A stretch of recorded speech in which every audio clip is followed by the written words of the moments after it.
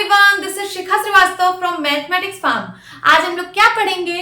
आज हम लोग डेटा हैंडलिंग पढ़ेंगे, जो कि क्लास 7 का चैप्टर 3 है। तो आज इसका फर्स्ट क्लास है, तो जितने भी बेसिक कॉन्सेप्ट्स हैं वो सब हम करेंगे कवर। तो अभी हम लोग देख रहे हैं कि क्या क्या टॉपिक्स हम लोग इस चैप्टर में कवर करेंगे।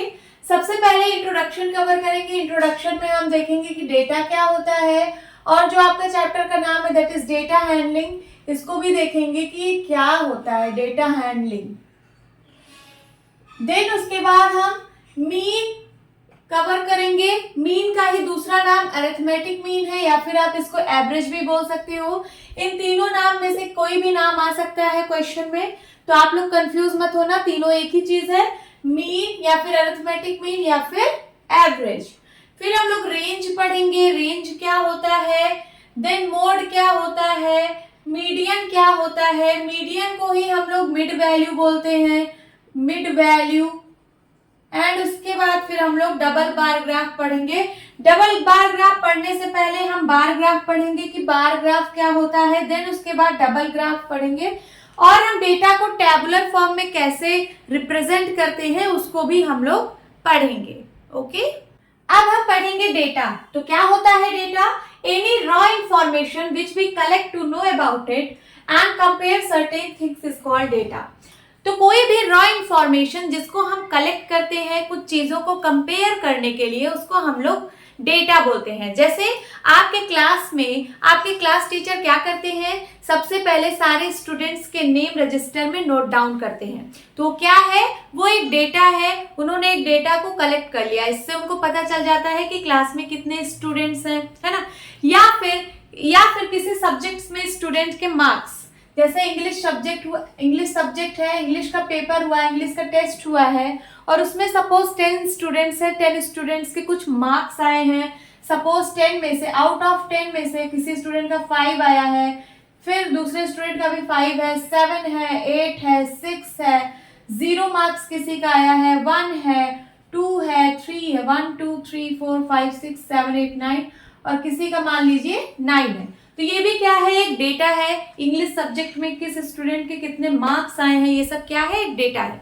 सपोज आपके स्कूल में कोई फुटबॉल का मैच होने वाला है, तो उसके लिए उसमें एक क्राइटेरिया है कि 163 सेंटीमीटर से जो जिसकी हाइट ज्यादा है वही उस फुटबॉल मैच में पार्टिसिपेट कर सकता है। तो आपके टीचर क्या करेंगे? आपके टीचर क्लास में जितने भी स्टूडेंट्स हैं उनकी हाइट को मेजर करेंगे कि किसकी हाइट कितनी सेंटीमीटर की है, उसका एक रिपोर्ट तैयार करेंगे। तो वो क्या है? वो बेसिकली एक डेटा को कलेक्ट कर रहे हैं, वहां से वो कंपेयर करेंगे कि किसकी हाइट इस क्राइटेरिया को फॉलो कर रही है कि 163 या 163 से ऊपर है, तो वही स्टूडेंट को उसमें जो है पार्टिसिपेट करने को मिलेगा, और बाकी जो इससे कम हाइट के हैं उनको हटा दिया जाएगा। तो यही सारी चीजें डेटा है। सो डेटा क्या है? डेटा एक रॉ इंफॉर्मेशन है जिसको हम कलेक्ट करते हैं और उसमें से कुछ चीजों को कंपेयर करते हैं, उसी को हम लोग डेटा बोलते हैं। अब देखेंगे क्या होता है data handling. We need to collect, organize and represent that data to draw inferences from it. This is called data handling. तो डेटा तो हम लोगों ने कलेक्ट कर लिया, अब डेटा को कुछ इस तरीके से ऑर्गेनाइज करना कि उसमें से कुछ इंफॉर्मेशन ली जा सके, उसको हम लोग डेटा हैंडलिंग बोलते हैं। जैसे टीचर क्या करता है? टीचर स्टूडेंट के मार्क्स का रिपोर्ट कार्ड तैयार करता है। उसमें से अगर हमें कुछ इंफॉर्मेशन लेनी है तो हम उसमें से ले सकते हैं कि किस स्टूडेंट के हाईएस्ट मार्क आए हैं, तो हम उस रिपोर्ट कार्ड में देख सकते हैं कि किस स्टूडेंट का हाईएस्ट मार्क है। तो हमें उसमें से कुछ इंफॉर्मेशन मिली कि नहीं मिली, तो इसी को हम लोग डेटा हैंडलिंग बोलते हैं। डेटा को कुछ इस तरीके से ऑर्गेनाइज करना कि उसमें से कुछ इंफॉर्मेशन ली जा सके, उसको हम लोग डेटा हैंडलिंग बोलते हैं। ओके, अब हम पढ़ेंगे अरिथमेटिक मीन। अरिथमेटिक मीन को ही हम लोग मीन बोलते हैं या फिर एवरेज भी बोलते हैं, और इसका क्या फॉर्मूला होता है? Mean is equals to sum of all observations upon number of observations. क्या मतलब है इसका? सपोज किसी स्टूडेंट के एग्जाम में मार्क्स बहुत अच्छे आ रहे हैं, तो उसके फ्रेंड ने पूछा कि तुम कितने घंटे पढ़ाई करते हो कि तुम्हारे इतने अच्छे मार्क्स आते हैं, तो उसने बोला ऑन एन एवरेज मैं 2 घंटे पढ़ाई कर लेता हूँ। इसका क्या मतलब है? उसने बोला ऑन एन एवरेज मीन्स एक एवरेज है कि मैं 2 घंटे पढ़ाई डेली कर लेता हूँ। तो 2 घंटे इसका मतलब नहीं है कि वो डेली 2 घंटे पढ़ता है, वो किसी दिन 1 घंटे भी पढ़ता होगा, या फिर किसी दिन वो 3 घंटे पढ़ता होगा, या फिर किसी दिन वो 2 घंटे पढ़ता होगा, या फिर किसी दिन वो 4 घंटे पढ़ता है, और किसी दिन क्या है आधा घंटा पढ़ता है, या फिर 45 मिनट पढ़ता है, या फिर 50 मिनट पढ़ता है। बट उसने बोला कि ऑन एन एवरेज मैं 2 घंटे पढ़ाई करता हूँ। सपोज मैंने उसका डेटा कलेक्ट किया कि वो एक दिन 1 घंटे पढ़ाई किया, दूसरे दिन उसने 3 घंटे पढ़ाई किया, फिर उसके तीसरे दिन उसने 2 घंटे पढ़ाई किया। मैंने उसके 3 दिन का डेटा कलेक्ट किया। एक दिन उसने 1 घंटे पढ़ाई की, एक दिन उसने 3 घंटे, और एक दिन उसने 2 घंटे पढ़ाई की। तो अगर मैं इसका मीन निकालना चाहूं, मीन का मतलब एवरेज, कि वो एवरेज कितना पढ़ाई कर रहा है, उन 3 दिनों का एवरेज क्या होगा, तो देखिए मीन हो जाएगा इसका सम ऑफ ऑल ऑब्जर्वेशंस। ये जो ऑब्जर्वेशंस है 3 दिन की, इनको सबसे पहले आप ऐड कर लीजिए। सम का मतलब ऐड करना, तो 1 + 3 + 2, इसको हमने ऐड कर लिया, और divide by number of observations. Number of means कितनी ऑब्जर्वेशन है, 1 2 3, कितने नंबर ऑफ ऑब्जर्वेशन है, 3। ये हो जाएगा 3 1 4 4 2 6, 6/3 कितना आ गया, 3 1 जा 3, 3 2 जा 6, कितना आ गया, 2 आवर्स आ गया। कितना आ गया, 2 आवर्स। तो वही तो मैंने बताया कि कोई बच्चा बोल रहा है कि मैं 2 घंटे एवरेज पढ़ता हूँ, तो इसका ये मतलब नहीं कि वो 2 घंटे डेली ही पढ़ रहा है। वो हो सकता है किसी दिन 1 घंटे पढ़ाई किया हो, किसी दिन उसने 3 घंटे पढ़ाई किया, और किसी दिन उसने 2 घंटे पढ़ाई किया। बट अगर मैं इसका एवरेज निकालूंगी तो वो कितना आ रहा है, वो 2 घंटे आ रहा है। ये सारे डेटा आवर्स में है, 1 आवर्स, 3 आवर्स पढ़ाई किया, और उसके बाद 2 आवर पढ़ाई किया, तो फिर उसका एवरेज कितना आया, 2 आवर्स आया। समझ में आया कि एवरेज क्या होता है। इसमें जितनी भी ऑब्जर्वेशन है उसको आपको ऐड कर देना है, देन उसके बाद नंबर ऑफ ऑब्जर्वेशन, जितनी ऑब्जर्वेशन हो उनको काउंट करके यहाँ पे लिख देना है। फिर उसके बाद इसको सॉल्व करके मीन की वैल्यू निकाल लेनी है। यही है आपका अरिथमेटिक मीन। अब चलिए अरिथमेटिक मीन पे एक क्वेश्चन कर लेते हैं। इस पे बेस्ड एवरेज या फिर मीन या फिर अरिथमेटिक मीन पे बेस्ड एक क्वेश्चन कर लेते हैं। क्या है question, a batsman scored the following number of runs in 6 inning. क्या है, एक बैट्समैन है, बैट्समैन ने जो है रन स्कोर किया है 6 इनिंग में। कितना कितना, पहले इनिंग में उसने 36 रन स्कोर किया, दूसरे इनिंग में 35, तीसरे इनिंग में 50, और चौथे इनिंग में 46, पांचवें इनिंग में 60, और छठे इनिंग में 55। इनिंग का मतलब पारी, मींस एक पारी में उसने 36 रन स्कोर किए, दूसरी पारी में उसने 35, ऐसे। तो आपको क्या कैलकुलेट करना है, calculate the mean runs scored by him in an inning. आपको मीन निकालना है। क्या निकालना है, मीन निकालना है, ये जो रन इसने स्कोर किए हैं। तो चलिए निकालते हैं। मीन क्या होता है, मीन होता है सम ऑफ ऑल ऑब्जर्वेशंस। तो सबसे पहले हम सम ऑफ ऑल ऑब्जर्वेशंस निकाल लेते हैं। कितना है सम ऑफ ऑल ऑब्जर्वेशंस, सबको ऐड कर दीजिए। 36 + 35 + 50 + 46 + 60 एंड + 55। इसको चलिए साइड में ऐड करते हैं। 36, 35, देन 50, 46, 60 एंड 55। 6 6 12, 5 5 10। तो 12 और 10 22, कैरी आया 2।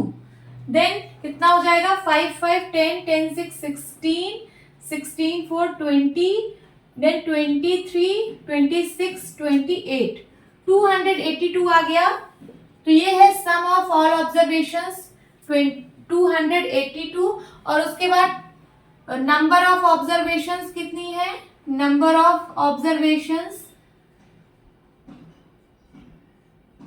कितना हो जाएगा, नंबर ऑफ ऑब्जर्वेशन, तो 1 2 3 4 5 6 इनिंग थी ना, टोटल 6 इनिंग थी, तो नंबर ऑफ ऑब्जर्वेशन कितने हो जाएंगे, 6। और ये 282 क्या है, ये टोटल रन्स हैं।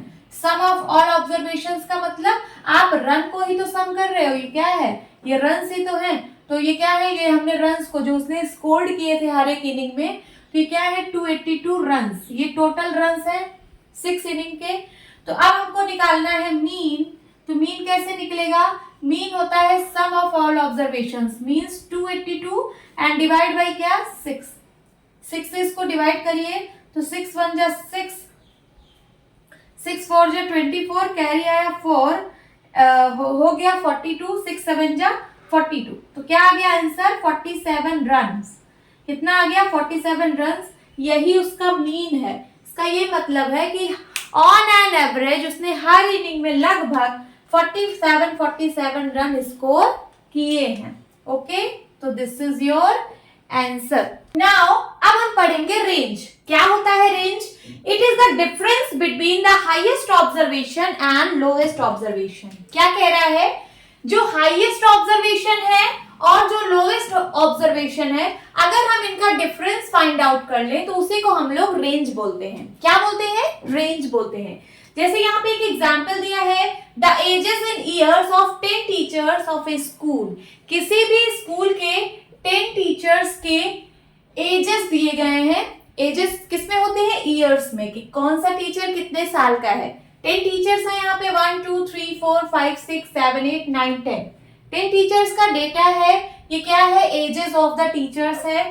जैसे पहला टीचर 32 ईयर का है, दूसरा टीचर 41 ईयर का है, then 28 year, 54 year, 35 year, 26 23 year, 33 year, 38 year and 40 year. तो आपको इसका रेंज निकालना है। तो रेंज हम कैसे निकालेंगे? रेंज निकालेंगे हाईएस्ट ऑब्जर्वेशन और लोएस्ट ऑब्जर्वेशन के बीच का डिफरेंस फाइंड आउट करके। तो देखिए यहाँ पे हाईएस्ट ऑब्जर्वेशन क्या है? हाईएस्ट ऑब्जर्वेशन यहाँ पे सबसे ज्यादा बड़ी वैल्यू है 54। तो लिखिए 54। और सबसे लोएस्ट ऑब्जर्वेशन कौन सी है? जो सबसे छोटी वैल्यू है वो कौन सी है? देखिए यहाँ पे, तो ये मिल गई 23। तो 54 में से 23 को सब्ट्रैक्ट कर दीजिए, यही आपका रेंज आ जाएगा। तो क्या आंसर आएगा? 4 में से 3 गया 1 एंड 5 में से 2 गया 3, 31 ईयर्स। 31 ईयर्स ये आपका रेंज है। Okay, so this is the answer. अब हम पढ़ेंगे मोड। तो क्या होता है mode? The mode of a set of observations is the observation that occurs most often। क्या मतलब है इसका? अगर आपको कोई ऑब्जर्वेशन दी है तो इसमें से मोड क्या होता है? मोड वो होता है, मोड वो ऑब्जर्वेशन है जो ज्यादा टाइम्स आया हो, जिसकी फ्रीक्वेंसी ज्यादा हो। जिस ऑब्जर्वेशन की फ्रीक्वेंसी ज्यादा है उसी को हम लोग मोड कहते हैं। जैसे यहाँ पे देखिए कुछ ऑब्जर्वेशन दिया हुआ है, 1 1 2 4 3 2 1 2 2 4। ओके, ये कुछ ऑब्जर्वेशंस है। तो इसमें कौन सी ऑब्जर्वेशन ऐसी है जो मोस्ट ऑफन अकर हुई है, मींस जिसकी फ्रीक्वेंसी ज्यादा है? तो देखिए यहाँ पे 1 यहाँ कितनी बार आया है? 1 1 1 3 टाइम्स आया है 1। 2 कितने टाइम्स आया है? 1 2 3 4 4 टाइम्स आया है। 4 कितने टाइम्स आया है? 1 2 2 टाइम्स 4 आया है। 3 कितने टाइम्स आया है? 3 1 टाइम्स आया है ना?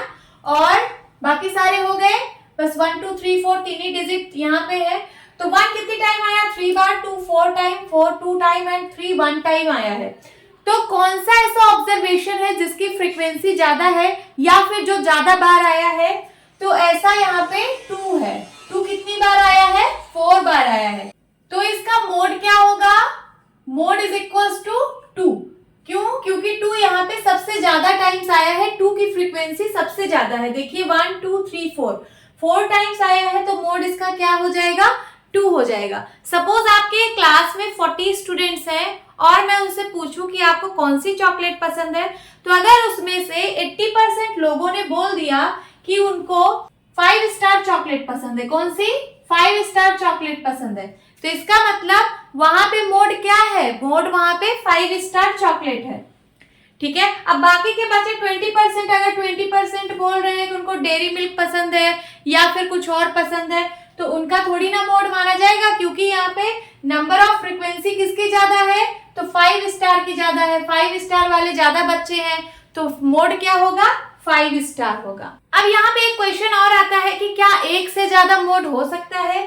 सपोज मैंने कुछ डेटा यहाँ पे लिखा 1 1 3 4 3 2 7 6। ओके, तो इसका मोड क्या होगा बताइए? इसका मोड क्या होगा? 1 यहाँ कितनी बार आ रहा है? 2 बार। 3 कितनी बार आ रहा है? 2 बार। 4 कितनी टाइम्स आ रहा है? 1 टाइम्स। एंड उसके बाद 7 कितनी टाइम्स आ रहा है, 1 टाइम्स, एंड 6 कितनी टाइम्स आ रहा है, 1 टाइम्स, 2 कितनी टाइम्स आ रहा है, 1 टाइम्स। तो सबसे ज्यादा बार कौन सा आ रहा है, सबसे ज्यादा बार ये 1 और 3, 1 और 3 दो दो बार आ रहे हैं, बाकी सब एक एक आ रहे हैं। तो फ्रीक्वेंसी किसकी ज्यादा है, फ्रीक्वेंसी 1 की और 3 की ज्यादा है। तो इसका मोड क्या होगा, इसका मोड 1 भी होगा और 3 भी होगा। क्यों, क्योंकि दोनों की फ्रीक्वेंसी इक्वल टाइम्स आ रही है, तो यहाँ पे मोड एक से ज्यादा भी हो सकते हैं। यहाँ पे मोड 1 और 3 होगा। एक और एग्जांपल लेती हूँ, अगर सपोज आपको एक ऐसा डेटा गिवन हो जिसमें 1 1 1 ये एक फ्रीक्वेंसी है, फिर यहाँ आई 2 3 2 3 2 4 5 5 6 ऐसे कुछ डेटा गिवन है। तो अगर मैं पूछूं इसका मोड क्या है, अभी रुकिए, अभी और डेटा है इसमें, 1 2 3 1 2 एक 3 और है, और 6 यहाँ से हटा देती हूँ। हाँ, अगर मैं इसका मोड पूछूं कि इसका मोड क्या है, तो आप लोग क्या बताओगे। देखिए 1 कितनी टाइम्स आया है, 1 यहाँ पे 3 टाइम्स आया है, 2 कितनी टाइम्स आया है, तो 1 2 3 टाइम्स 2 भी आया है, और ये 1 हो गया, 2 हो गया, 3 कितनी टाइम्स आया है, तो 1 2 3 टाइम्स आया है 3 भी, और यहाँ पे 5 कितनी टाइम्स आया है, तो 5 भी 3 टाइम्स आया है। तो यहाँ पे आप मोड क्या बताओगे, यहाँ पे जितने भी ऑब्जर्वेशन है, जितने भी डिजिट्स हैं, वो same number of times repeat हो रही है। 1 भी 3 बार आ रहा है, 2 भी 3 बार आ रहा है, 3 भी 3 बार आ रहा है, 5 भी 3 बार आ रहा है। तो यहाँ पे क्या मोड होगा, यहाँ पे आप आंसर नहीं दे पाओगे कि मोड क्या होगा, तो आप यहाँ क्या लिखोगे, नो मोड। यहाँ पे आपको कोई मोड का पता नहीं चला, क्योंकि यहाँ पे जितनी भी डिजिट्स हैं वो same number of times repeat हुई हैं। ओके, सो होप स्टूडेंट्स आपको मोड के बारे में आइडिया लग गया होगा। नाउ अगर आपको लार्ज नंबर में ऑब्जर्वेशन दी है तो उसका मोड हम कैसे फाइंड आउट करेंगे। देखिए यहाँ पे ऑब्जर्वेशन बहुत लार्ज है, ये देखिए 1 2 3 4 5 6 7 8 9 10 11 12 13 14 15 16 17 18 19 20 1 2 3 4 5 6 7 8 9 10 11 12 13 14 15 16 17 18 19 20 40 ऑब्जर्वेशन है। यहाँ पे ऑब्जर्वेशन बहुत लार्ज है, तब आप इसका मोड कैसे फाइंड आउट करेंगे। जब कभी भी ऑब्जर्वेशन लार्ज हो तो सबसे पहले हम उसको टेबुलर फॉर्म में कन्वर्ट करते हैं। टेबुलर फॉर्म का मतलब एक टेबल में कन्वर्ट करेंगे। तो कैसे बनाएंगे टेबल, ये जो डेटा दिए गए हैं इनका सबसे पहले हम टेबल बनाएंगे, टेबुलर फॉर्म में इनको रिप्रेजेंट करेंगे, देन उसके बाद इसका मोड हम फाइंड आउट करेंगे। यहाँ पे लिखा है ना, find the mode of this data, आपको इसका मोड फाइंड आउट करना है। और ये डेटा किस चीज का गिवन है, these are the marks of students in English subject. ये किसी क्लास में 40 स्टूडेंट्स हैं, उनके इंग्लिश सब्जेक्ट्स में कितने मार्क्स आए हैं वो उसका डेटा गिवन है, तो आपको इसका मोड फाइंड आउट करना है। तो इस तरह का क्वेश्चन सॉल्व करने के लिए जब ऑब्जर्वेशन बहुत लार्ज हो तो सबसे पहले हम इसको टेबुलर फॉर्म में कन्वर्ट करेंगे। तो कैसे करेंगे, यहाँ पे लिखेंगे मार्क्स, देन यहाँ लिखेंगे टैली मार्क्स, सेकेंड कॉलम में टैली मार्क्स रहेगा, देन उसके बाद यहाँ रहेगा नंबर ऑफ स्टूडेंट्स। ठीक है, नंबर ऑफ स्टूडेंट, ये नंबर ऑफ स्टूडेंट्स के ही तो मार्क्स है ये सारे, ये कौन सा स्टूडेंट कितना मार्क पाया है वही है। सो ये हम एक टेबुलर फॉर्म में इसको डेटा को अरेंज करेंगे। सो एक टेबल बना लेते हैं। ठीक, मार्क्स सबसे पहले 1 मार्क्स कितनी बार आया है, कितने स्टूडेंट्स का 1 मार्क्स आया है। तो चलिए देखते हैं, 1 स्टूडेंट, 2, देन 3 4 5 6 7 8 9 ऐसे 9 स्टूडेंट्स हैं जिनका 1 मार्क्स आया है। देन उसके बाद आप 2 मार्क्स लिखेंगे। 2 मार्क्स देखिए 1 2 3 4 5 6 7 8 9 10 11 12 13 14 स्टूडेंट्स ऐसे हैं जिनका 2 मार्क्स आया है। अब देखते हैं 3 मार्क्स कितने स्टूडेंट्स का आया है। तो देखिए 1 देन 2 3 4 5 6 7 स्टूडेंट्स ऐसे हैं जिनका मार्क्स 3 आया है। तो यहाँ लिखिए 7। देन उसके बाद ये 3 मार्क्स हो गया। देन उसके बाद 4 मार्क्स कितने स्टूडेंट्स का आया है। तो देखिए 1 2 3, 4, देन 5। 5 स्टूडेंट्स ऐसे हैं जिनका मार्क्स 4 आया है। देन उसके बाद 4 के बाद अब देखते हैं 5 मार्क्स कितने स्टूडेंट्स का आया है। तो 1, 2, देन 3 स्टूडेंट्स ऐसे हैं जिनका मार्क्स 5 आया है। ओके, अब देखते हैं 6 मार्क्स कितने स्टूडेंट्स का आया है। तो 1, 2,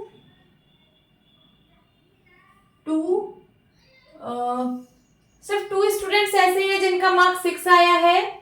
यस, ओनली 2 स्टूडेंट्स ऐसे हैं जिनका मार्क्स 6 आया है। इनको आप ऐड करिए, देखिए 40 आना चाहिए, तभी आपका डेटा इसका मतलब करेक्ट है, क्योंकि यहाँ नंबर ऑफ स्टूडेंट 40 है ना, मैंने काउंट किया था 40 आए थे, तो इनको काउंट करने पे भी 40 आना चाहिए। 9, 7, 16, 16, 4, 20, 25, 25 और 5, 30 कैरी आया 1, 4। यस, 40 स्टूडेंट्स आ रहे हैं। इसका मतलब मैंने बिल्कुल सही लिखा है। 1 मार्क्स 9 स्टूडेंट का आया है, 2 मार्क्स 14 स्टूडेंट का आया है, 3 मार्क्स 7 और 4 marks 5 student, 5 marks 3 and 6 marks 2 students का आया है। अब इसको टैली मार्क्स में कैसे रिप्रेजेंट करेंगे। यहाँ पे जैसे 9 स्टूडेंट्स हैं, तो यहाँ देखिए कैसे टैली मार्क बनाते हैं। पहले 4 तो हम वर्टिकल लाइन बनाते हैं, देन जब 5 बनाते हैं तो 5 एक डायगोनल लाइन बनाते हैं। 1, 2, 3, 4, 5, देन 9, 4 और है, 5 मैंने बना लिया, अभी 4 और है, 5, 4, 9 होता है, तो 4 ऐसे लाइन ड्रॉ कर दीजिए, 5, 4, 9। देन उसके बाद 14 बनाना है, तो 14 कैसे बनाएंगे। 1, 2, 3, 4, 5, 6, 7, 8, 9, 10, 11, 12, 13, 14, ये बन गया 14। 7 बनाना है, कैसे बनाएंगे। 1, 2, 3, 4, 5, 6, 7। 3 बनाना है तो कैसे बनाएंगे। 1, 2, 3। देन 2 बनाना है, सॉरी अभी 5 बनाना था, ये 5, तो 1, 2, 3, 4, 5। 3 बनाना है, 1, 2, 3 एंड देन 2, 1, 2। ये आपका टेबुलर फॉर्म में डेटा अरेंज हो गया है। अब आप इसका आंसर दीजिए। पूछ रहा है find the mode of this data. आपको इस डेटा का मोड फाइंड आउट करना था। तो देखिए यहाँ पे कौन सा नंबर, कौन सा मार्क्स ऐसा है जो ज्यादा स्टूडेंट ला रहे हैं, कितना नंबर ऑफ मार्क्स है जो ज्यादा स्टूडेंट ला रहे हैं। तो यहाँ देखिए 14 स्टूडेंट्स ऐसे हैं जो 2 मार्क्स ला रहे हैं। 14 स्टूडेंट्स ऐसे हैं जो 2 मार्क्स ला रहे हैं। इसका मतलब यहाँ पे मोड क्या है, मोड यहाँ पे 2 है। 2 जो है यहाँ 14 टाइम्स आया है, सबसे ज्यादा बार यहाँ 2 आया है। इसका मतलब इसका मोड कितना है। सो मोड हमें मिल गया, मोड इज इक्वल्स टू 2। यही आपका आंसर है। समझ आया। अब हम पढ़ेंगे मीडियन। तो क्या होती है मीडियन। मीडियन को हम लोग मिड वैल्यू भी बोलते हैं। मिड वैल्यू, इसको हम लोग 2 तरह से पढ़ेंगे, जब ऑब्जर्वेशन ऑड हो और जब ऑब्जर्वेशन इवन हो। क्या मतलब है इसका कि नंबर ऑफ ऑब्जर्वेशन जब ऑड हो, जैसे 5 ऑब्जर्वेशन दी हो, 7 ऑब्जर्वेशन दी हो, 9 ऑब्जर्वेशन दी हो, 11 ऑब्जर्वेशन दी हो, 13 ऑब्जर्वेशन दी हो, means odd number of times अगर ऑब्जर्वेशन है तब हम लोग मीडियन निकालेंगे। और व्हेन ऑब्जर्वेशन इज इवन, जब नंबर ऑफ ऑब्जर्वेशन इवन हो तब भी हम लोग मीडियन कैसे निकाला जाता है ये हम लोग देखेंगे। तो देखिए यहाँ पे कितनी ऑब्जर्वेशन है, 1, 2, 3, 4, 5, 6, 7। 7 ऑब्जर्वेशन है, तो n इक्वल टू क्या है 7, और ये क्या है ऑड। ऑड ऑब्जर्वेशन है कि नहीं, 7 एक ऑड नंबर है, so number of observation is odd. n यहाँ पे क्या है, नंबर ऑफ ऑब्जर्वेशन। आप लिख सकते हैं n equals to number of observation.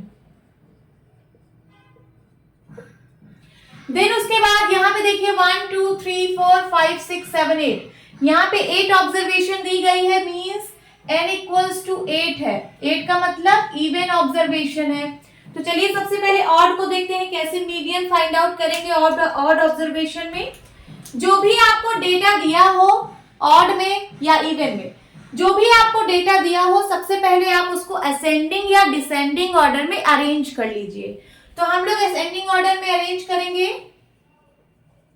Ascending order में डेटा को अरेंज करना है, तो चलिए कर लेते हैं। 1, 2, 3, 4, 5, 6। 1, 2, 3, 4, 5, 6, 7। ये हमने असेंडिंग ऑर्डर में अरेंज कर लिया। असेंडिंग का मतलब छोटे से बड़ा, तो यहाँ पे जो भी छोटे से बड़ा नंबर था मैंने उसको अरेंज कर लिया असेंडिंग ऑर्डर में। अब उसके बाद मिड वैल्यू निकाल लिया। मीडियन का मतलब मिड वैल्यू। तो देखिए इसमें सबसे मिड वैल्यू कौन सी है? 3 अगर इधर से मैं छोड़ दूं, 3 इधर से निकाल दूं, तो बीच की वैल्यू कौन सी है? 4 है। तो यही आपका मीडियन है। मीडियन क्या है? Median is equals to 4। तो कैसे फाइंड आउट किया आपने? जो भी ऑब्जर्वेशन गिवन है सबसे पहले उसको असेंडिंग ऑर्डर या डिसेंडिंग ऑर्डर में अरेंज कर लीजिए। फिर जो एकदम बीच की वैल्यू है that is mid value, mid value को ही हम लोग मीडियन बोलते हैं। तो यहाँ पे आंसर क्या आ गया? 4 आ गया। इसको बाय फॉर्मूला कैसे करेंगे? अभी तो ये जैसे ऑब्जर्वेशन थोड़ी ही थी, 7 ऑब्जर्वेशन थी, तो आप लोगों ने 3 इधर से निकाल लिया, 3 इधर से, तो बीच का बता दिया 4। लेकिन अगर 25 ऑब्जर्वेशन या फिर कितनी भी ऑब्जर्वेशन गिवन हो तो क्या आप लोग ऐसे निकालोगे? 10 इधर 20 इधर ऐसे निकालोगे? नहीं। तो इसके लिए एक फॉर्मूला है। फॉर्मूला क्या है मीडियन का? Median is equals to n+1 upon 2th term.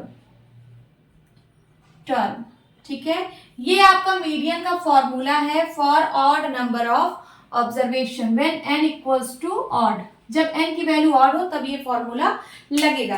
तो अब देखिए इस फॉर्मूले से कैसे निकलेगा? n की वैल्यू कितनी है? 7। 7+1 डिवाइड बाई 2th टर्म। ठीक है, तो इसको सॉल्व करेंगे तो 7 1 8, 8/2 कितना होगा? 4। फोर्थ टर्म यहाँ पे क्या है? 1 2 3 4। फोर्थ टर्म क्या आ गया? 4 आ गया। यही आपका आंसर है। समझ आ गया होगा। अब हम लोग इवन नंबर ऑफ ऑब्जर्वेशन जब हो तो कैसे मीडियन फाइंड आउट करते हैं ये देखते हैं। अब इसको भी सबसे पहले असेंडिंग ऑर्डर में अरेंज कर लेते हैं। असेंडिंग ऑर्डर चलिए अरेंज करते हैं तो क्या हो जाएगा? 1 2 3 4 5 6 7 8। 8 ऑब्जर्वेशन है यहाँ पे। 8 को मैंने असेंडिंग ऑर्डर में लगा दिया है। अब उसके बाद इसका मिड वैल्यू कौन सा है? अगर मैं 3 नंबर इधर से निकाल दूं, 3 नंबर इधर से, 4 नंबर इधर से निकाल दूं, 4 नंबर इधर से, तो इसके बीच में क्या आएगा? इसके बीच में तो अभी यहाँ पे कुछ दिख नहीं रहा है। तो इसका ये मतलब है कि यहाँ पे 3 इधर से हटाइए और 3 इधर से हटाइए। ये जो बाकी के 2 हैं इनका एवरेज निकाल दीजिए। इन्हीं के तो बीच का चाहिए हमें, तो इनका और इनका एवरेज निकाल दीजिए। तो क्या आ जाएगा? एवरेज का मतलब दोनों को ऐड करके divide by number of observation. यही होता है sum of observation upon number of observation. तो यहाँ पे 2 ऑब्जर्वेशन है, दोनों को ऐड करके डिवाइड बाय 2 कर दीजिए। तो क्या आ जाएगा? 5 4 9/2। इतना आ जाएगा। पॉइंट में आंसर आएगा 4.5। ये आपका मीडियन आएगा। ठीक है, बट इसको बाई फॉर्मूला देखते हैं कि हम लोग बाई फॉर्मूला इसको कैसे लर्न करेंगे। तो मीडियन इज इक्वल्स टू होता है n/2th term plus n/2 plus 1th term divide by 2। ये है आपका फॉर्मूला जब नंबर ऑफ ऑब्जर्वेशन इवन हो, when n equals to even, तब ये वाला फॉर्मूला लगेगा। अब चलिए इसी के लिए हम इस फॉर्मूले से इसको सॉल्व करते हैं। यहाँ पे n/2, n यहाँ पे क्या है? n यहाँ पे 8 है। इस ऑब्जर्वेशन में n 8 है तो n की वैल्यू 8 लिखिए। 8/2th टर्म हो जाएगा, 2th टर्म प्लस n/2 का मतलब फिर से 8/2 plus 1th term divide by 2। क्या हो जाएगा? 8/2 मीन्स फोर्थ टर्म हो जाएगा ये, और प्लस ये देखिए ये भी 4 हो गया, 2 4 जा 8 और 4 1 5। फिफ्थ टर्म, तो ये फिफ्थ टर्म हो गया डिवाइड बाय 2। अब देखिए यहां से फोर्थ टर्म क्या है? 1 2 3 4, ये 4 है fourth term, then plus fifth term क्या है? 5 है और डिवाइड बाय 2। तो क्या आ जाएगा? 5 4 9/2 इज इक्वल्स टू 4.5। आंसर वही आया है, आंसर वही आएगा। बस ये फॉर्मूले से हमने सॉल्व कर दिया इसको एक लॉजिकल तरीके से। जैसे एक क्वेश्चन को सॉल्व किया जाता है ऐसे हम लोगों ने इसको सॉल्व कर दिया। यही आपका आंसर है। ओके स्टूडेंट्स, तो आपको आई होप मीडियन अच्छे से समझ आया होगा। जब ऑब्जर्वेशन ऑड हो और जब ऑब्जर्वेशन इवन हो तो आई होप आप लोग निकाल लोगे मीडियन। अब हम पढ़ेंगे बार ग्राफ। क्या होता है bar graph? These are the marks of a students in different 5 subjects. आपको एक स्टूडेंट का एक स्टूडेंट के डिफरेंट सब्जेक्ट्स में कितने मार्क्स आए हैं वो गिवन है। जैसे 5 मार्क्स आए हैं इंग्लिश सब्जेक्ट में उस स्टूडेंट के, एक सिंगल स्टूडेंट की बात हो रही है, तो उसके 5 मार्क्स आए हैं इंग्लिश सब्जेक्ट में, 6 मार्क्स आए हैं हिंदी सब्जेक्ट में, 9 मार्क्स आए हैं मैथ्स में, 8 मार्क्स आए हैं साइंस में और 9 मार्क्स आए हैं आर्ट में। तो इसको हमें बार ग्राफ में रिप्रेजेंट करना है, तो कैसे रिप्रेजेंट करेंगे? यहाँ पे देखिए 5, 6, 9, 8, 9, ये 10 के अंदर की ही बात हो रही है। इसका मतलब ये 10 मार्क्स में से इतने मार्क्स मिले हैं इस स्टूडेंट को आउट ऑफ 10। तो हम बार ग्राफ कैसे बनाएंगे? तो हम अंडर 10 बनाएंगे, एक बनाएंगे एक्स एक्सिस, एक होती है यहाँ पे एक्स एक्सिस और एक होती है Y axis. This is X axis and this is Y axis. अगर मैं यहाँ पे मार्क्स को रिप्रेजेंट करूं, वाई एक्सिस पे क्या मार्क्स रिप्रेजेंट हो रहा है और यहाँ पे सब्जेक्ट्स एक्स एक्सिस पे मैं सब्जेक्ट्स को रिप्रेजेंट कर रही हूँ और वाई एक्सिस पे मार्क्स को रिप्रेजेंट कर रही हूँ। तो देखिए अंडर 10 है तो यहाँ पे मैं एक स्केल बना लेती हूँ। स्केल जो बनानी है उसके बीच का गैप आपको बराबर रखना है। जैसे यहाँ पे मैं 1 1 की स्केल बना रही हूँ तो इसके बीच का गैप बराबर रखना है। 1, सॉरी ये 0 है, दिस इज 0 लाइन है ये। देन उसके बाद 1, 2, 3, 4, 5, 6, 7, 8, 9, 10। तो ये जो मैं स्केलिंग की हूं इसके बीच में हमेशा गैप बराबर होना चाहिए। अगर आप एक एक की स्केल कर रहे हो तो एक ही एक थ्रो आउट करोगे। अगर आप 5 5 का स्केल कर रहे हो तो 5 5 आप थ्रो आउट करोगे।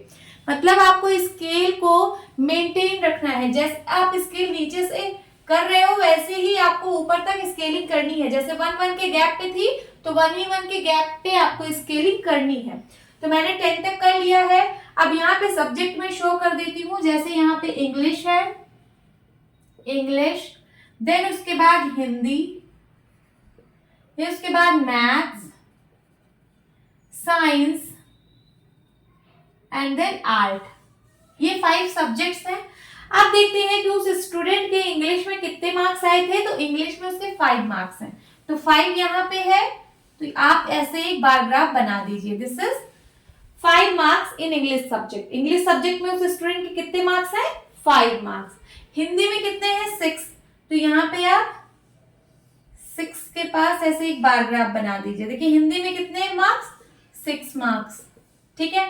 उसके बाद मैथ्स में कितने मार्क्स है? उसके 9 मार्क्स हैं, तो 9 यहां कहीं आएगा। This is 9 marks. मैथ्स में कितने मार्क्स? 9 मार्क्स। देन साइंस में 8 मार्क्स, तो यहां पे आएगा कहीं 8 मार्क्स। साइंस में 8 मार्क्स हो गए और आर्ट में 9 मार्क्स, तो यहीं पे होगा।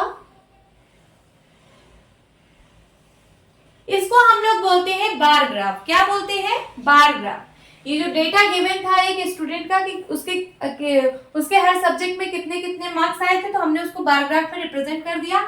इंग्लिश में आए हैं 5 मार्क्स, हिंदी में आए हैं 6 मार्क्स। देखिए आप लोग इसको कितनी आसानी से इसको बता ले रहे हो उस स्टूडेंट के कितने मार्क्स आए हैं किस सब्जेक्ट में, देख के बता ले रहे हो। मैथ्स में कितने मार्क्स? 9 मार्क्स। साइंस में कितने मार्क्स? 8 मार्क्स। आर्ट में कितने मार्क्स? 9 मार्क्स। तो जो ग्राफ्स होते हैं वो इंफॉर्मेशन को समझने में इजी बना देते हैं। हमें क्या इंफॉर्मेशन इसमें से निकालनी है वो इजी वे में हम समझ जाते हैं, ठीक है। तो ये हो गया बार ग्राफ। अब सपोज आपको यहाँ पे 100 आउट ऑफ 100 में से अगर मार्क्स गिवन हो, तो जैसे मान लीजिए स्टूडेंट के मार्क्स गिवन है 57, 63, 91, 86, 95 ऐसे गिवन हो, तो ये इंग्लिश का है, ये इंग्लिश सब्जेक्ट का है, ये हिंदी सब्जेक्ट का है, और देन ये मैथ्स का है, देन उसके बाद ये साइंस का है और ये आर्ट का है। ये आपको सपोज आउट ऑफ 100 मार्क्स में से ये सारे मार्क्स उस स्टूडेंट्स के आए हैं सब्जेक्ट में, तब आप कैसे बार ग्राफ बनाएंगे? तब आप इसकी स्केल को थोड़ा बढ़ा देंगे। जैसे ये रहा एक्स एक्सिस और ये रहा वाई एक्सिस, ठीक है। यहाँ पे हम लोग मार्क्स को रिप्रेजेंट कर रहे हैं और यहाँ पे सब्जेक्ट। ठीक है, अब यहाँ पे स्केलिंग हमें बढ़ानी पड़ेगी। हम 10-10 की स्केलिंग यहाँ पे रख रहे हैं। सो 0, 10, 20, 10-10 के गैप पे स्केलिंग हो रही है। 10, 20, देन 30, 40, 50, 60, 70, 80, 90 एंड 100। थोड़ा और बढ़ा लेते हैं, 100। ये हमने कुछ इस तरह स्केलिंग की कि इसकी स्केलिंग का जो गैप है वो मेंटेन रहना चाहिए। जैसे 10-10 का गैप है तो थ्रू आउट 10-10 का होना चाहिए। अब देखिए, तो यहाँ पे सब्जेक्ट क्या क्या है? सब्जेक्ट है यहाँ पे English, then Hindi, then maths, then उसके बाद साइंस एंड देन आर्ट। ये ऐसे हमने यहाँ पे एक्स एक्सिस पे सब्जेक्ट शो कर दिए और वाई एक्सिस पे मार्क्स। अब देखिए, उस स्टूडेंट के इंग्लिश में 57 मार्क्स आए हैं, तो 57 60 और 50 के बीच में लाई करेगा। ये है बीच, एकदम बीच। ये 55 है जो मैंने मार्क किया, इन दोनों के एकदम मिड में ये 55 है।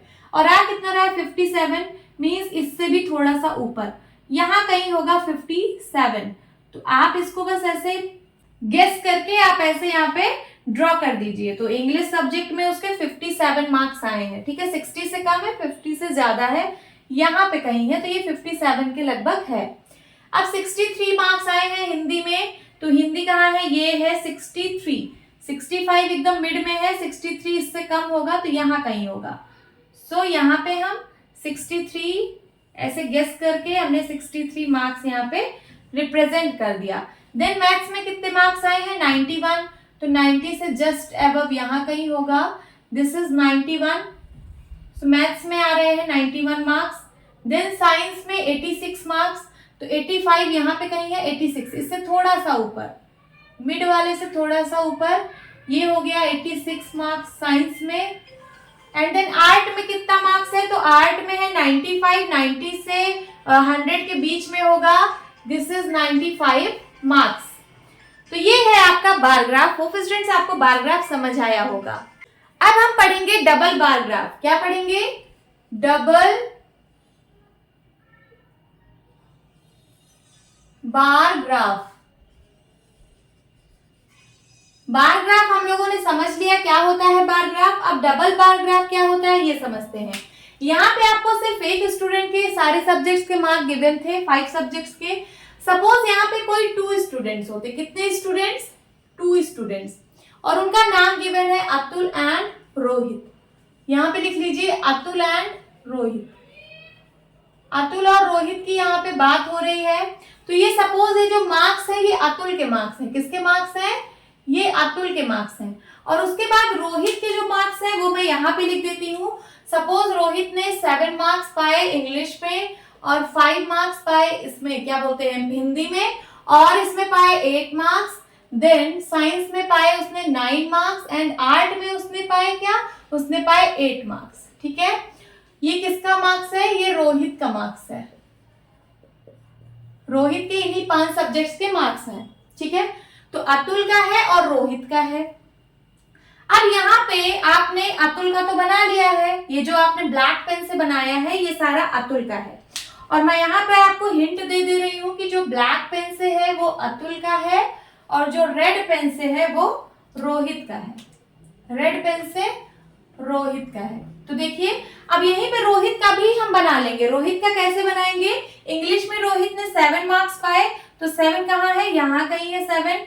तो इसको यहाँ पे इसी के जस्ट बगल में एक बार ग्राफ और बना दीजिए। तो इंग्लिश सब्जेक्ट्स में अतुल ने पाए इतने 5 मार्क्स और रोहित ने कितने पाए? रोहित ने पाए हैं 7 मार्क्स। हिंदी में रोहित ने कितने पाए? 5 मार्क्स। तो यहीं पे आप बना दीजिए बगल में, ये हो गया क्या? 5 मार्क्स। ठीक है, ये हो गया 5 मार्क्स। अब उसके बाद मैथ्स में 8 मार्क्स, तो इसी के बगल में आप बना दीजिए यहाँ पे 8 मार्क्स। ठीक है, साइंस में उसने पाए 9 मार्क्स, तो यहीं पे आप बना दीजिए ऐसे, ये हो गया 9 मार्क्स। ओके, देन उसके बाद आर्ट में कितना पाया उसने? आर्ट में पाया 8 मार्क्स, तो 8 मार्क्स यहाँ कहीं है, यहाँ कहीं बना दीजिए, बन गया। रेड वाला शो कर रहा है रोहित को और ब्लैक वाला शो कर रहा है अतुल को। ठीक है, तो इससे ये बन गया डबल बार ग्राफ। देखिए अभी तक आप एक सिंगल सिंगल बार पढ़ रहे थे तो वो बार ग्राफ था, अब यहाँ पे 2 बार प्रेजेंट है तो इसको हम लोग डबल बार ग्राफ बोलेंगे। यहाँ पे कंपैरिजन पता चलता है। देखिए क्या कंपैरिजन पता चला, कोई 2 लोग थे ना अतुल और रोहित, तो अगर मैं पूछूं कि अतुल के कितने मार्क्स थे इंग्लिश में, तो यहाँ से आप आसानी से देख के बता दोगे 5 मार्क्स थे। और रोहित के कितने हैं, रोहित के हैं यहाँ पे 7 मार्क्स। तो यहाँ पे कंपैरिजन का पता चला कि नहीं, तो यहाँ पे आप बोलोगे कि रोहित के अच्छे मार्क्स आए हैं, अतुल के कम अच्छे मार्क्स आए हैं, रोहित के 2 मार्क्स ज्यादा हैं इंग्लिश में, कंपैरिजन का पता चल रहा है। उसी तरीके से हिंदी में देखिए, हिंदी में अतुल के आए हैं 6 मार्क्स और रोहित के आए हैं 5 मार्क्स। तो यहाँ से भी एक कंपैरिजन पता चल रहा है कि अतुल यहाँ पे अच्छा परफॉर्म किया है, अतुल के मार्क्स अच्छे आए हैं, रोहित यहाँ पे थोड़ा सा वीक है। मैथ्स में देखिए, मैथ्स में अतुल के 9 मार्क्स और इसके रोहित के 8 मार्क्स। तो यहाँ पे भी अतुल बेटर परफॉर्म किया है, रोहित यहाँ पे थोड़ा मैथ्स में वीक है। तो यहाँ डबल बार ग्राफ से आपको कंपैरिजन का पता चलता है। तो हम लोग इसको डिटेल में पढ़ेंगे। तो चलिए डबल बार ग्राफ को स्टडी करते हैं डिटेल में। यहाँ पे स्टूडेंट्स, कुछ स्टूडेंट्स के नेम दिए गए हैं, जैसे आशीष, अरुण, काविश, माया, रीता, ये कुछ स्टूडेंट्स के नेम है। इन्होंने क्वार्टरली कितना मार्क्स गेन किया है और हाफ ईयरली कितना मार्क्स गेन किया है, इसका कुछ डेटा गिवन है। आउट ऑफ 25 मार्क्स में से कितने मार्क्स आए हैं इन लोगों के, वो आपको गिवन है। देखिए these are the marks of students, ये जो गिवन है ये सारे मार्क्स गिवन है। आउट ऑफ 25 मार्क्स में से ये लोग कुछ मार्क्स लाए हैं। देखिए क्वार्टरली 10 मार्क्स आए हैं आशीष के 25 मार्क्स में से, अरुण के आए हैं 15 मार्क्स और काविश के आए हैं 12 मार्क्स, माया के आए हैं 20 मार्क्स, रीता के आए हैं 9 मार्क्स। ये क्वार्टरली एक टेस्ट हुआ था, उसमें इन लोगों के इतने इतने मार्क्स आए हैं आउट ऑफ 25 में से। और हाफ ईयरली जब एग्जाम हुआ तो उन लोगों के मार्क्स आए, आशीष के 15, अरुण के 18, काविश के 16, माया के 21 और रीता के 15। ये भी आउट ऑफ 25 में से दिया है कि इतने मार्क्स आए हैं। तो देखिए यहाँ पे हम बनाएंगे डबल बार ग्राफ, क्योंकि यहाँ पे 2 लोगों का डेटा गिवन है, तो 2 लोगों का डेटा हम लोग डबल बार ग्राफ से ही रिप्रेजेंट कर सकते हैं। तो नीचे हम लोगों ने स्टूडेंट्स को बना दिया, यहाँ ये जो एक्स एक्सिस है ये स्टूडेंट्स को शो कर रही है और ये जो वाई एक्सिस है ये मार्क्स को शो कर रही है। तो यहाँ पे मार्क्स क्या स्केलिंग लें, तो यहाँ पे अगर हम 5 का स्केल ले लें तो हो जाएगा। तो चलिए यहाँ पे 5 का स्केल ले लेते हैं, 0, 5, 10, 15, 20 एंड 25। यही इतना है, 25 से बिलो ही है सबका मार्क्स, क्योंकि 25 का टोटल पेपर ही है, आउट ऑफ 25 में से निकालना है। हम इसको थोड़ा और बड़ा भी बना सकते हैं, अभी स्पेस थोड़ा बाकी है, तो चलिए थोड़ा और बड़ा बड़ा बना देते हैं।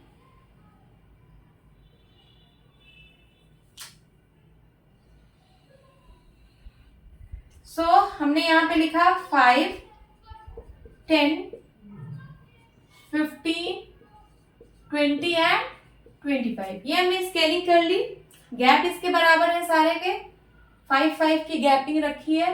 अब चलिए आशीष ने क्वार्टरली, अब यहाँ पे एक हमको मार्क करना पड़ेगा ये जानने के लिए कि क्वार्टरली किसको रिप्रेजेंट कर रहा है, हाफ ईयरली किसको रिप्रेजेंट कर रहा है। तो क्वार्टरली हम लोग ब्लैंक छोड़ेंगे, ये है क्वार्टरली जिसको हम लोग ब्लैंक छोड़ेंगे। और उसके बाद एक हम ऐसे स्लैंटिंग लाइन उसमें ड्रॉ कर देंगे, इसको हम लोग बोल रहे हैं ये हाफ ईयरली का ग्राफ होगा, हाफ ईयरली। चलिए अब ड्रॉ करते हैं। आशीष का क्वार्टरली कितना मार्क्स आया था, 10 मार्क्स। तो यहाँ देखिए ये बना दिया हमने 10 मार्क्स। देन आशीष का ही हाफ ईयरली 15 मार्क्स आया था, तो यहाँ पे एक और बनाएंगे जो कि होगा 15 मार्क्स का। ये देखिए ये हो गया क्वार्टरली को ब्लैंक छोड़ना है और हाफ ईयरली जो शो कर रहा है उसमें आपको ऐसे स्लैंटिंग लाइन फिल कर देनी है। समझ आया। उसी तरीके से अब अरुण का देखेंगे। अरुण का क्वार्टरली 15 मार्क्स आया है, मींस इतना यहां तक,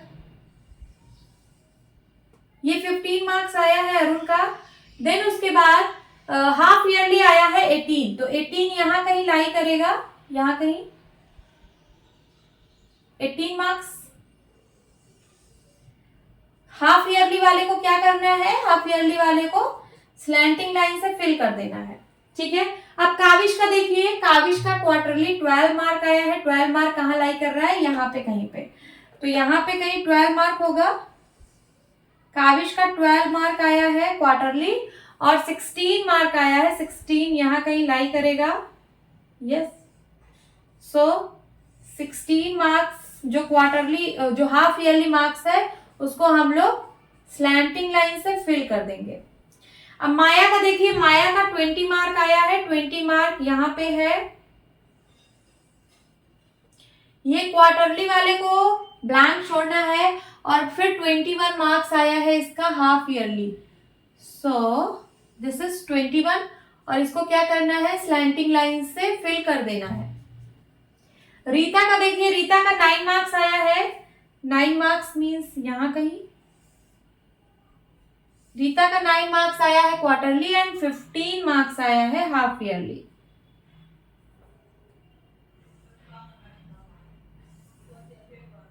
हाफ ईयरली वाले को ऐसे कर देना है। तो देखिए कितने यहाँ पे अब जो रिप्रेजेंटेशन ऑफ डेटा है वो कितना इजी है हम लोगों को समझना। हम लोग यहाँ कितनी आसानी से कंपेयर कर पा रहे हैं कि आशीष का क्वार्टरली आया था 10 मार्क्स और हाफ ईयरली में आया है 15 मार्क्स। अरुण का आया है 15 मार्क्स क्वार्टरली और 18 मार्क्स क्या है, हाफ ईयरली है। सो यही है double bar graph. Double bar graph में डेटा को ऐसे रिप्रेजेंट किया जाता है। यहाँ पे दो डेटा दिया होगा, दोनों डेटा को ऐसे और ऐसे रिप्रेजेंट किया जाता है। पहले डेटा को जैसे क्वार्टरली है तो इसको ऐसे कुछ रिप्रेजेंटेशन, कुछ ऐसे मार्क यहाँ पे बना देंगे कि ये ब्लैंक है क्वार्टरली, और यहाँ पे इसको स्लैंटिंग लाइन से फिल किया गया है हाफ ईयरली वाले को। तो ये हो गया इसका रिप्रेजेंटेशन डबल बार ग्राफ का। होप स्टूडेंट्स आपको ये क्लास अच्छी लगी होगी। मिलती हूँ अपनी नेक्स्ट वीडियो में, तब तक के लिए bye bye and take care.